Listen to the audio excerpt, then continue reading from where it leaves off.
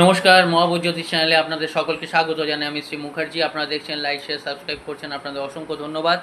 যারা করেননি তাদের কাছে অনুরোধ, সাবস্ক্রাইব করুন যাতে পরবর্তী সমস্ত ভিডিওর নোটিফিকেশন আপনারা আগেই পেয়ে যান। আজকে বলবো মেষ রাশি, মেষ লগ্ন এবং মীন লগ্ন, এই দুটো লগ্নের রাজ্যকারী গ্রহ আমি বলে দিচ্ছি। মেষ লগ্নের হচ্ছে রবি এবং মীন লগ্নের হচ্ছে চন্দ্র। কিন্তু প্রতিকার করার আগে একবার দেখিয়ে নেবেন, যার কাছ থেকে প্রতিকার করান, যার কাছ থেকে বিচার করান, ভালোভাবে বিচার করিয়ে নবাংশ, ষড়বর্গ, দ্রেককান, ডিগ্রি কোথায় আছে, কী বা ভাবে আছে, কোনোভাবে পীড়িত কি না, কীভাবে করবেন যাতে আপনার জন্মছক পারমিট করছে। কারণ কারুর মন্ত্রে কাজ হয়, কারুর জপে কাজ হয়, কারুর তাবিজে কাজ হয়, কারুর কবজে কাজ হয়, কারুর স্টোনে কাজ হয়, কারুর কিছুতেই হয় না। কারণ অষ্টমে যদি বৃহস্পতি পীড়িত থাকে, তার যতই পুজো করুক তাহলে কিন্তু ফল হবে না। তার মানে কি, সে আসনে বসে করবে না, মনে মনে ঠাকুরকে ডাকবে। অনেক পদ্ধতি আছে, এগুলো জেনে নিয়ে প্রতিকার করুন, ভালো ফল পান।